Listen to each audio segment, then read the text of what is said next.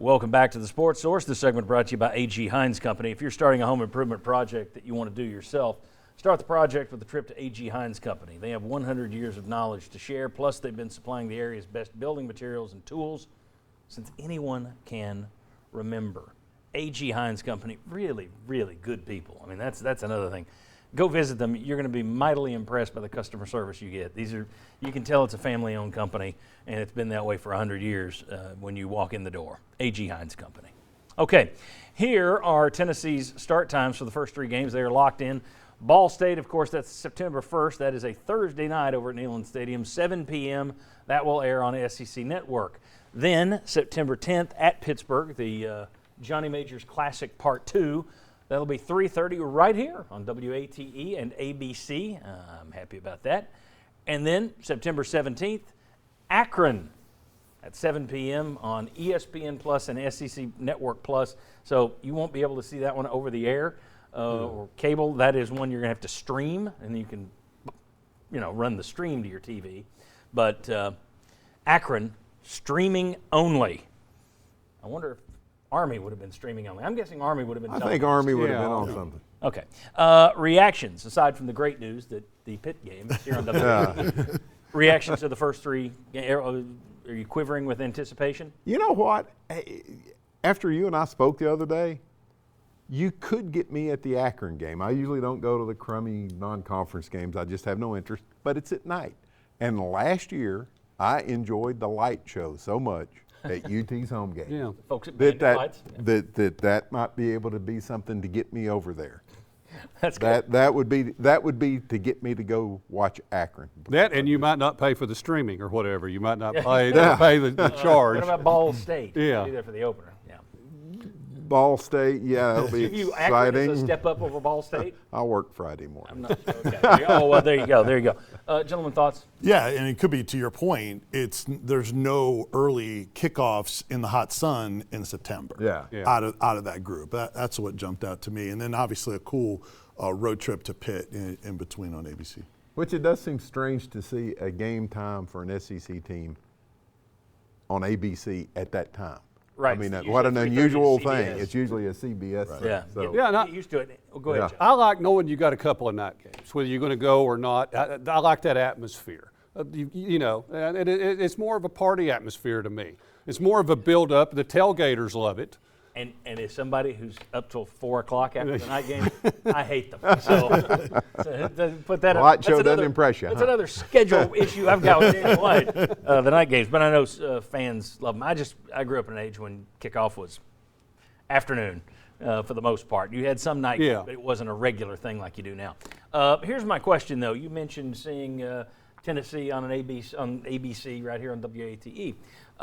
Once the ESPN contract kicks in a couple of years with the SEC, you're going to see all of the SEC games on the ABC ESPN family. So ABC, ESPN, ESPN2, ESPNU, SEC Network, and then the ESPN Plus and all that stuff.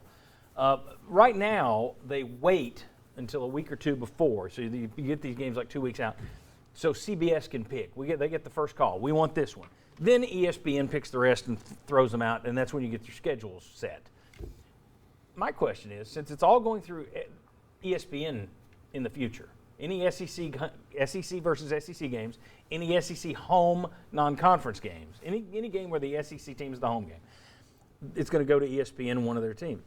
So technically, the SEC and ESPN could set their schedule early in the year, the way it used to be done, and the way the NFL still does it. You could leave room to flex a game, one game a week inside the conference, but do you think that would be a good move? Or do you like the idea of, I don't know, I like not knowing where it's going to be in a couple of weeks? Well, I mean, once you take CBS out of the equation, right? Yeah. It's almost like, why not?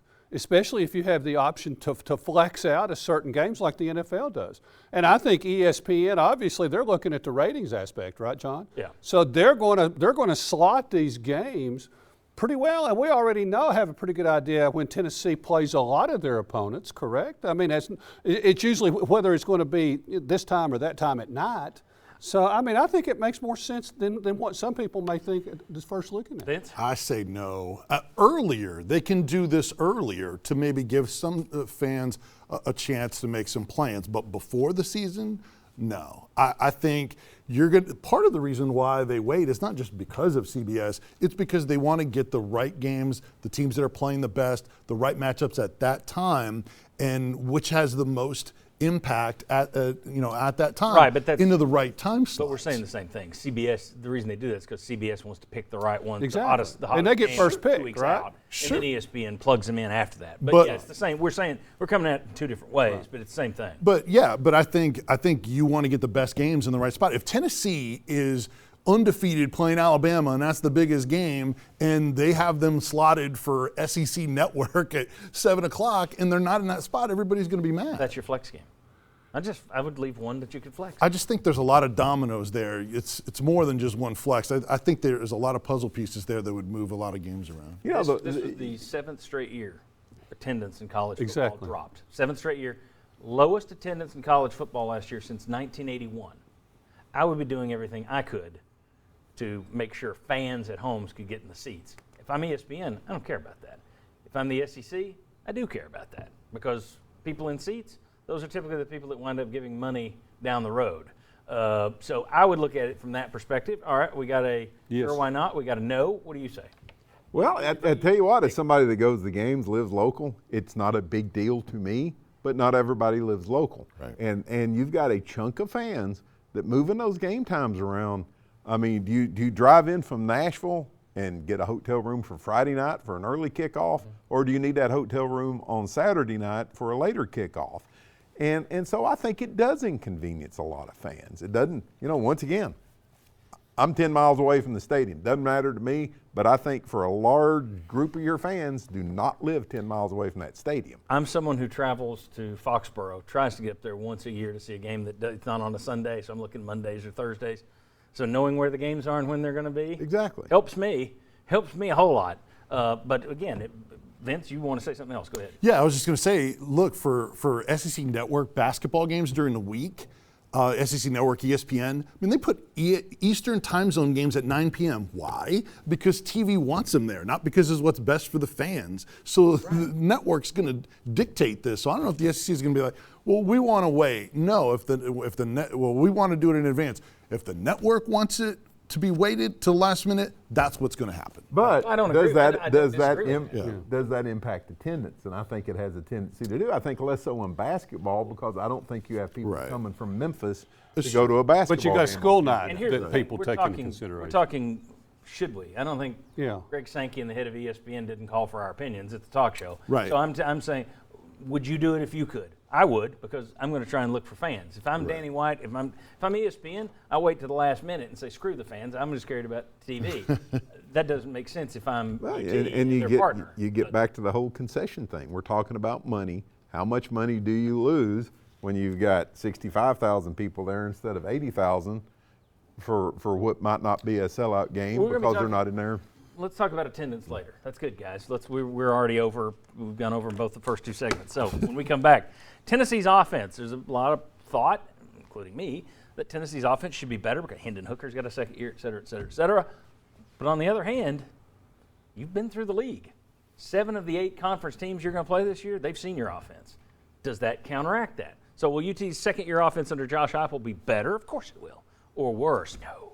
Come on back.